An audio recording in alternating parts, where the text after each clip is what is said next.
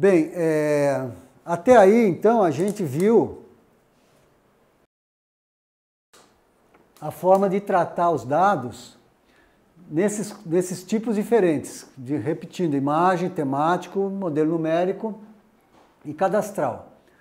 Aí tem no Spring um módulozinho que chama-se análise, em que vai permitir a gente aprofundar ou fazer mais processamentos em cima de dados que a gente tem no banco, principalmente a parte de cruzar essas informações, integrar, fazer uma integração entre mapas, ou às vezes fazer uma análise individual do mapa, mas depois integrar com outro.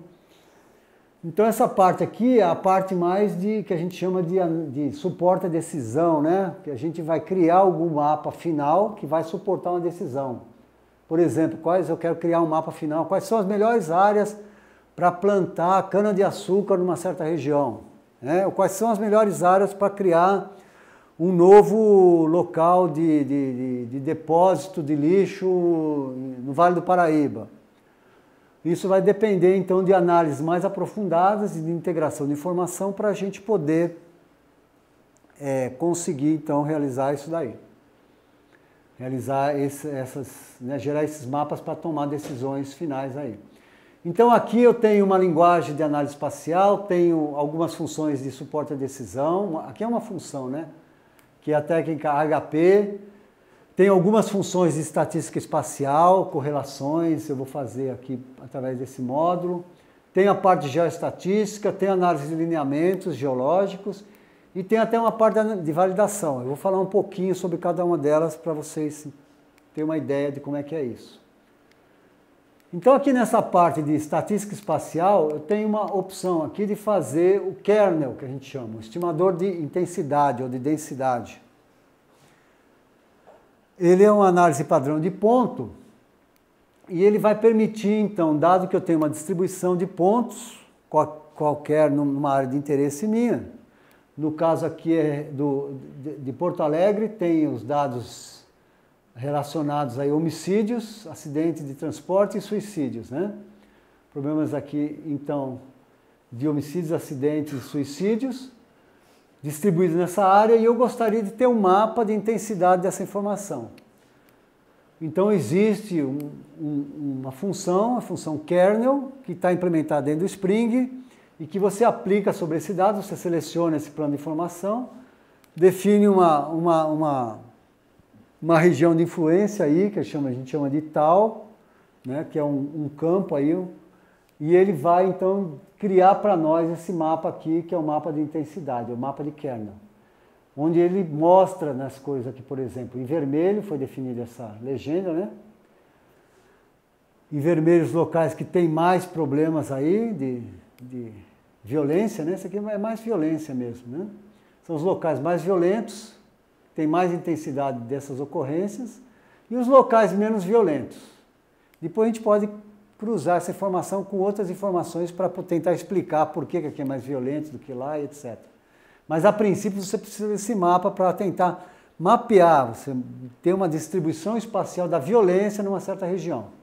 E isso é baseado então na análise pontual de ocorrências que foram definidas nesse mapa inicial aqui, mapa de entrada. Outra coisa interessante nessa parte de análise espacial, de análise, né, do modo de análise do Spring, é você fazer a parte de geoestatística. Então é possível fazer interpolações usando uma estatística especial, que é chamada geoestatística, que é uma estatística que leva em consideração o espaço na hora de fazer a correlação dos dados no espaço, na hora de fazer a nossa interpolação, e ela é toda baseada, então, na geração de um variograma, que representa a variabilidade do dado no espaço, né, do seu atributo aqui no espaço. Então, o Spring tem todo o ferramental para você, iterativamente, gerar o seu variograma, fazer essa representação da variabilidade do dado, e essa variabilidade, então, é considerada na hora de fazer a interpolação para gerar grades regulares.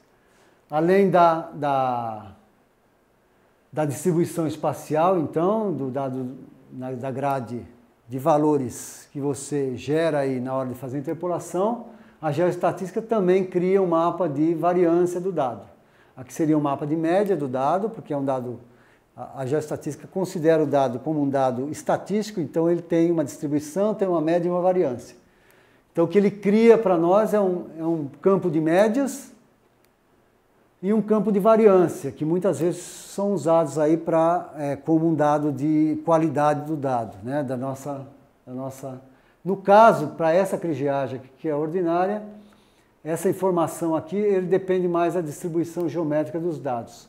Mas, de qualquer forma, ele está dizendo que ele confia mais, né, ele tem mais certeza da informação, mais incerteza nas áreas mais brancas, onde ele está mais longe. Ele até define um valor aqui, mas ele tem uma incerteza alta aqui.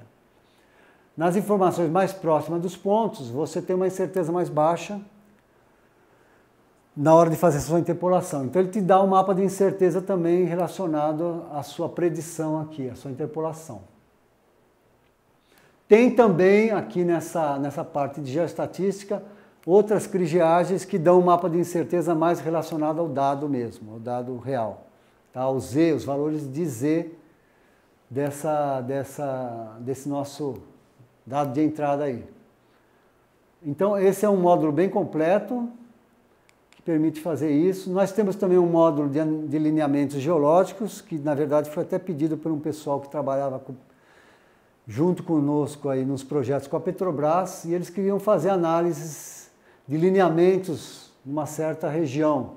Então, dados os dados de quebras, de rochas, na verdade aqui foi feito em outro tipo de dado, mas qualquer dado que tenha linhas, né, basicamente na geologia o pessoal está muito preocupado com as quebras, com os lineamentos, né,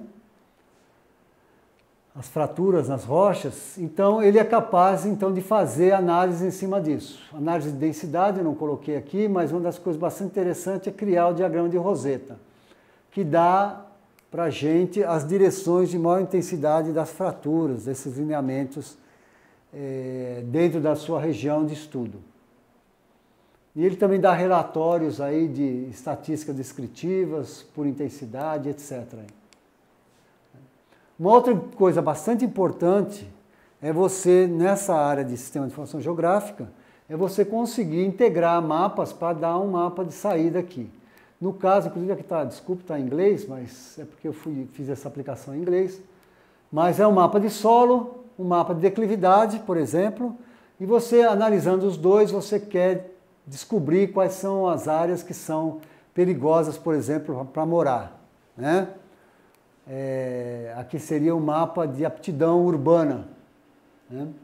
Então a ideia é ver, por exemplo, quais são os solos mais estáveis para colocar moradia, e também as pessoas não podem morar em locais que é muito inclinado, por causa de haver, né, deslocamento de terra, avalanche, etc., né? Deslizamentos.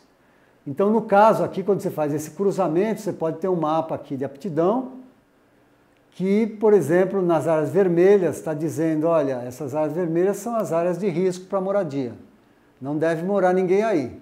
Depois você ainda pode cruzar esse mapa com o mapa de ocupação atual. Se você descobrir que tem gente morando em alguma dessas regiões vermelhas, né, você tem que tirar esse pessoal porque eles estão em risco de vida. Então é um mapa de riscos aí, né? E esse mapa de risco aqui está definido não só pela inclinação do terreno, mas também pelo tipo de solo. Bem, para implementar esse tipo de análise, aqui eu só fiz com 2 entradas, mas pode ter 10 entradas, a gente tem uma linguagenzinha de análise espacial dentro do Spring, que permite a gente declarar variáveis. A gente começa a linguagem, né? É um programa, esse aqui é um programa na linguagem, começa ele abrindo aqui e fechando com essas chaves, abrindo a chave aqui, fechando, para dizer começou o programa, terminou. A gente define algumas variáveis geoespaciais aí, para algumas categorias do Spring, aqui todas do tipo temático, então é uma linguagem por tipos, podia ser imagem, podia ser, né, aqui são temáticos. A gente recupera os dados de entrada, que foi o solo e a declividade, foram recuperados aí. No caso, é a implementação dessa análise aqui, né? Recuperei o mapa de solo, recuperei o mapa de de declividade. Então esses dois dados já tem que estar na nossa base. E aí eu vou criar um dado de aptidão de saída, através de um comando da linguagem que chama novo. Então eu não vou, aqui eu recupero, é para recuperar dados que já estão na base e associar a nossa variável ali solo. Esse daqui foi recuperado, foi associado à variável DECL. E eu criei um novo plano aqui, chamado mapa de aptidão urbana, que ele é criado com uma certa resolução, com uma certa escala, mas ele é criado vazio, né? Mas só para criar o plano lá na nossa área, no nosso banco.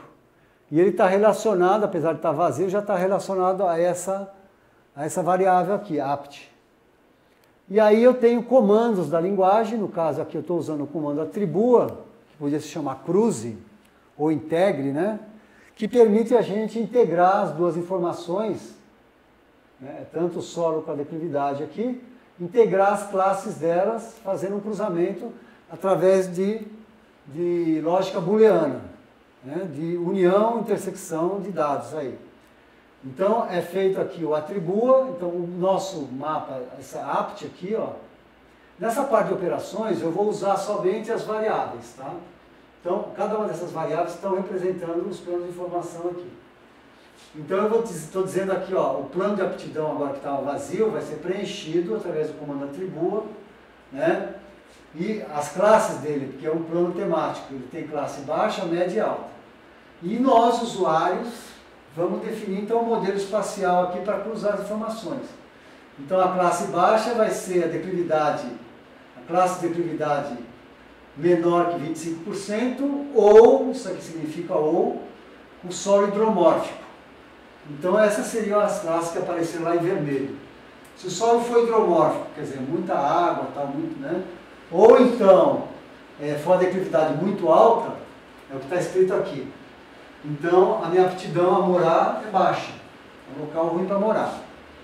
Aptidão urbana, né? Aí o usuário vai definir aqui uma outra regra para uma aptidão média.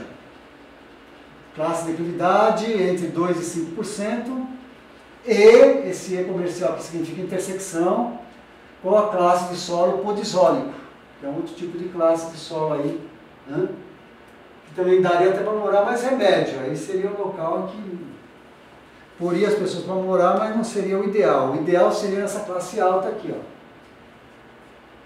O tipo de classe ser atossolo e também a declividade ser de 0 a 2. Locais mais planos com uma classe de solo mais apta aí a ter moradias, né?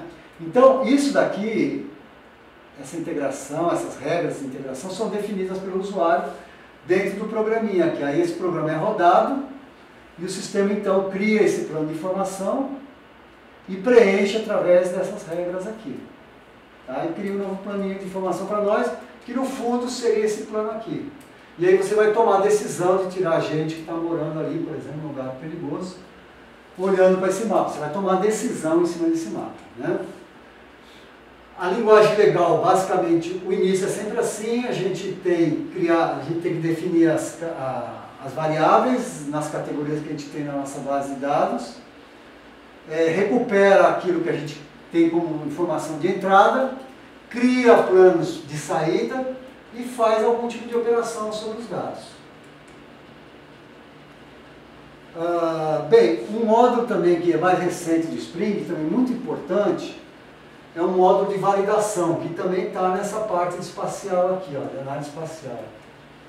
Opa, volta aqui. Estava lá, o cadeado não está aqui, não, mas está aqui. Validação. Foi colocado há menos tempo nas versões 5.26, 5.27, mas é uma coisa muito importante para você poder fazer uma análise de acurácia, ou de incerteza ou de acurácia. No fundo, de acurácia, se você tiver dados que você conhece que são reais, né? Mas você fazer comparações estatísticas, avaliações estatísticas dos seus produtos. Então, no caso aqui, o exemplo está sendo feito com um dado numérico. Eu tenho de fundo aqui uma imagem de uma certa região, de altimetria de uma certa região.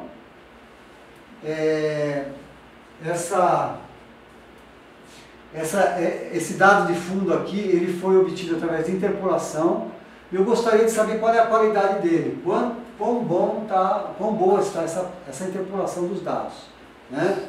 E eu gostaria de ter não uma análise só qualitativa, só visual, mas quantitativa. Então esse módulo de validação vai fazer exatamente isso, vai dar uma análise, vai fazer uma análise quantitativa da sua informação.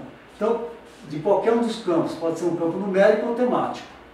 Então no caso aqui eu estou com um campo numérico de fundo, e eu tenho vários pontinhos verdes aqui, que são pontos que eu estou considerando como minha verdade. Pode ser campos que eu fui, pode ser pontinhos que eu fui a campo, medi com uma qualidade muito boa, com o GPS, por exemplo, tal, e esses aqui são minhas verdades. Então, para cada pontinho verde, eu tenho x, y, z. Então, eu vou comparar o z de cada um desses pontinhos com o z da minha grade de fundo aqui, dessa grade de altimetria. Podia ser um SRTM, podia ser um GDEM, né? Pode ser um dado qualquer de fundo aqui. Pode ser até uma imagem de satélite. Então eu vou no módulo de validação, eu escolho o dado de fundo, que é o módulo a ser validado, a minha referência, que são esses pontos, isso que é a minha verdade, e eu dou um executar. Aí o sistema vai fazer o quê? Vai dar um relatório daquela informação para a gente, dizendo um relatório de quantos pontos estão sendo usados para validar o dado, qual é a média do erro, né? Isso aqui seria é como se fosse um reporte, informações ali, né? Um relatório sobre a qualidade de casamento dessas informações pontuais com o seu campo de fundo. Então, qual é o erro que você cometeu, né, nesse dado? Aqui está praticamente próximo de zero, uma média zero. Qual é a variância, desvio padrão, etc. Uma série de informações estatísticas e também no final até um erro RMS dessa informação. Tá? Então, isso aqui vai medir a qualidade, medir quantitativamente a qualidade do seu dado, baseado nessa sua verdade, que são os pontinhos verdes. Além disso, além do relatório, ele vai te dar também um mapa, um diagrama de dispersão, mostrando para você, né, qual é a correlação entre as informações. Ele te dá o coeficiente de correlação de Pearson aqui embaixo, e também te dá de grátis aqui o gráfico da correlação entre os pontinhos verdes e a informação embaixo de cada um desses pontinhos verdes aí que está no nosso mapa. Tá? E te dá também a distribuição do seu erro. Né? Em geral é bom que o erro aqui seja próximo de zero, para você não ter tendência no dado, mas o desvio padrão aqui muitas vezes é usado como informação de qualidade estatística, né? Se você tiver dois campos, aquele que tiver um desvio padrão menorzinho, é um campo que está mais acurado. Tá? Então esse módulo é bastante interessante nessa parte de análise, para você qualificar a sua informação. Eu não coloquei aqui, mas tudo isso aqui pode ser feito também com um mapa de fundo aqui temático, de classes, e cada um desses pontos aqui serem classes que você foi a campo e obtém. Seriam as suas classes que você tem, que você confia como verdadeiras, né? Que a gente chama de classes do produtor, classificação do produtor. E aí ele também vai te dar um relatório sobre o que você acertou, o que você errou, né? O erro do produtor, erro do usuário, de omissão, de comissão. Vai te dar o ACAIC do dado, que é uma estatística, é uma medida, né, numérica da qualidade também. Muita gente não gosta disso aqui, mas o Spring dá também para você. Então, e vai te dar gráficos também de correlação das informações também. Então você pode trabalhar tanto com dados numéricos quanto dados temáticos nessa parte de validação. E nessa parte aqui mais de aula mesmo, sobre o Spring, tem o S-Carta, que o pessoal já conhece. O S-Carta é basicamente, né, quem conhece já o Spring conhece o S-Carta, inclusive foi um módulo separado do Spring. O S-Carta agora está dentro do Spring. Para poder trabalhar com o S-Carta, o usuário vai ter que entrar em arquivo, ativar carta, vai ter uma opçãozinha arquivo, ativar carta. Quando ele fizer esse ativar carta, vai abrir então, vai acender essa opção S-Carta aqui. Então o que a gente fez foi trazer o S-Carta para dentro do Spring, E foi feita toda uma reengenharia nessa carta antiga. Então aqui ele vai aparecer o painel de controle, aqui eu desativei o painel de controle, mas o painel de controle fica aqui, você escolhe quais são os seus dados que você vai colocar aqui nessa área de mapa, vamos dizer assim, de dados espaciais, né? E esse módulozinho do S-Carta aqui vai permitir você então criar um documento cartográfico. Com a sua área que a gente está vendo aqui de dados, aqui eu pus a imagem de fundo, a imagem de Brasília de fundo, coloquei dados de rios aqui também, coloquei também mapa, curvas de nível aqui em cima. Você monta aqui o que você quiser para o seu mapa, para a sua carta. Além disso, você vai aqui agora manipular nesse maisinho aqui, você vai incluir coisas aqui. Então você vai incluir textos, para cada um dos elementos que você vai incluindo, ele vai aparecendo aqui. Então foi incluído o texto de Distrito Federal, e você vai definir com que cor que ele vai aparecer, com que tamanho, que tipo de texto, que se ele vai estar itálico, negrito, etc., em que posição que ele vai estar, se ele vai estar aqui no meio. Você vai então trabalhar selecionando aqui com uma série de atributos que estão aqui embaixo. Você trabalha nos atributos daquele lá. Depois você pode inserir também mais textos. Aqui tem um outro texto escrito aeroporto, drenagem foi também feito por isso, por texto. Você pode inserir símbolos. Aqui está o símbolo do INPE, um símbolo de aeroporto. Aqui também no meio o símbolo você pode jogar aqui para dentro. Acho que eu pus o símbolo de aeroporto aqui embaixo. Você pode incluir drenagens. Desculpa. A legenda da drenagem, então você inclui a legenda que está no seu banco, né? E você diz que tamanho que vai ser, que cor que vai aparecer, etc. Né? Que mais que você inclui? Tudo isso aqui, cada um desses elementos que você inclui, você vai poder sempre manipular pelos atributos que estão aqui embaixo. Tá? A minha sugestão é que sempre que você for trabalhar com essa carta, depois de colocar os seus mapas que você vai escolher no seu painel de controle, aqui, ó, você desativa, você tira o painel de controle para ficar com uma área aqui maior para você trabalhar, apesar que dá para dar zoom aqui também, tem uma ferramenta de dar zoom aqui também para trabalhar, mas você desativa o painel de controle e vai inserindo esses elementos e vai mexendo nos atributos. Né? Escala, tem vários tipos de escala aqui. Isso aqui foi um texto que eu pus, 1 para 75 mil. Também ele tem o desenho da escala, mas não tem o texto, então você vai escrever, né? Na verdade, então, quando você ativa, ele também já deixa uma barra de ferramenta para você começar a carta, para você salvar a carta, algumas coisas aí já também estão aqui nas barras de ferramentas. Clicando no S-Carta aqui também tem, a maioria das coisas que estão nessa barra de ferramentas também estão aqui debaixo da opção S-Carta. Tá? Então esse é o nosso S-Carta mais novo que a gente tem e ele está... ele é bastante útil. Essa carta é salva em vários formatos. Você pode salvar em TIFF, em PostScript, em EPS, que é um PostScript, pode salvar em PDF, pode salvar em formato que você vai levar para um outro sistema, que você quer pôr umas florzinhas que não tem no Spring, alguma coisa, você pode levar e continuar o trabalho em outro local. Uma coisa importante que eu esqueci de falar aqui, que ele também inclui, são as grades.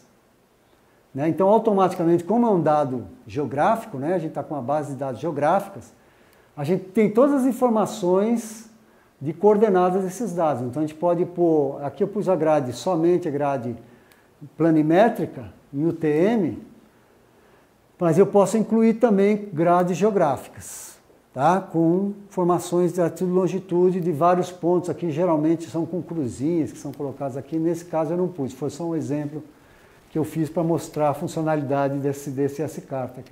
Então lembrando que agora ele não é mais um módulo separado, é só clicar aqui em ativar carta, vai acender essa opção, já vai aparecer essa janelinha aqui, ó, meio apertada por causa do painel de controle, a gente coloca os dados aqui nesse mapa, nessa área de visualização de dados.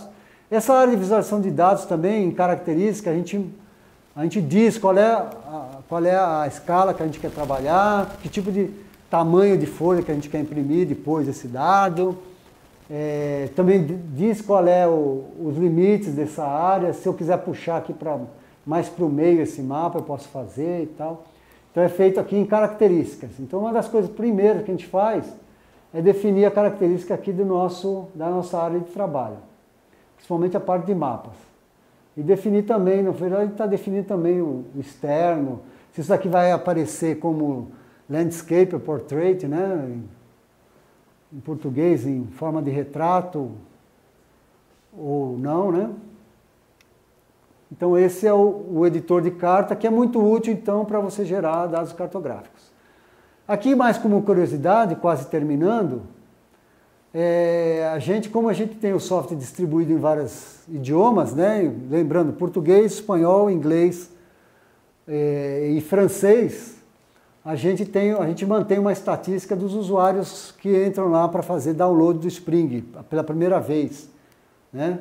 Então a gente atualmente tem um cadastro de mais de 200 mil, 210 mil usuários, sendo que praticamente 80% é no Brasil, mas tem vários outros países como Colômbia, Estados Unidos, Espanha, Argentina, Portugal, França, México, aqui, ó, Peru e tal, que tem muitos usuários. A partir da Alemanha aqui, é tudo mais de 1.000 usuários, a chegar quase a 5 mil aqui na Colômbia, né? Vendo que ele tem uma penetração aí no mundo inteiro, né? É usado não só pelos brasileiros, principalmente porque é distribuído em inglês. Então tem China aqui para baixo, o Japão usa a versão em inglês, é claro, né? Os alemães, etc.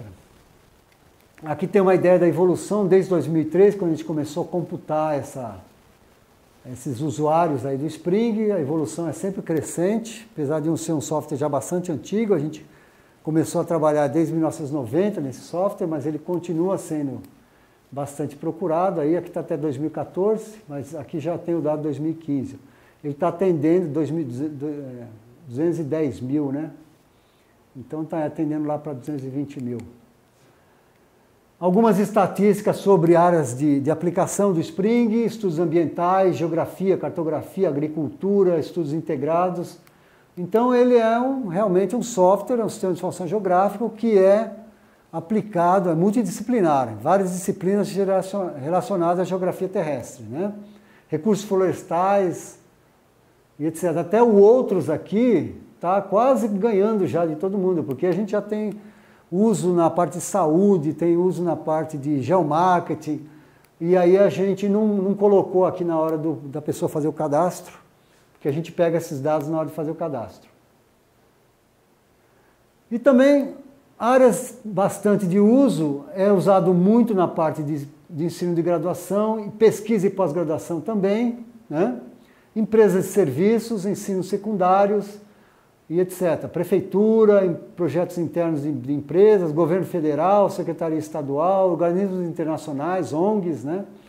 Então ele é bastante usado aí, principalmente porque ele é de graça, então o pessoal explora bastante várias áreas aí. Principalmente na parte de ensino, né? A parte de ensino, e antigamente era mais pesquisa e pós-graduação.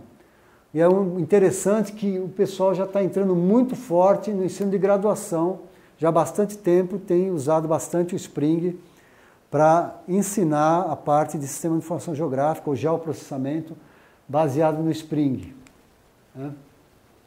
Então, para concluir, lembrando então que o Spring é um sistema de informações geográficas completo, de uso geral, e tem as principais funcionalidades de um SIG.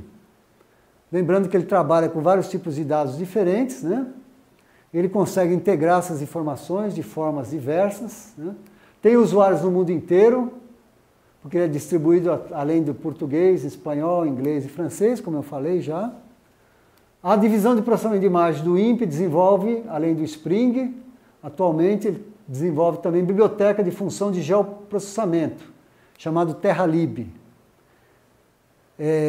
A ideia aqui, a gente usou muito dos conhecimentos do Spring e montou um kernel, um núcleo de funções básicas de geoprocessamento que permite os usuários aí desenvolver aplicativos específicos. Então poderia ser aplicativos complementares ao Spring.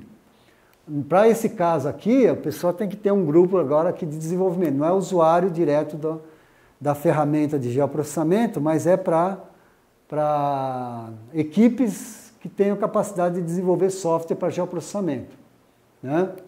Mas hoje em dia já tem, inclusive, está disponibilizado sem custo para os usuários o TerraView, baseado no TerraLib, TerraMA2, que trabalha com desastres ambientais, TerraPixel, que é um software só para processamento de imagens, mais aprofundado ainda que o Spring, complementando o Spring.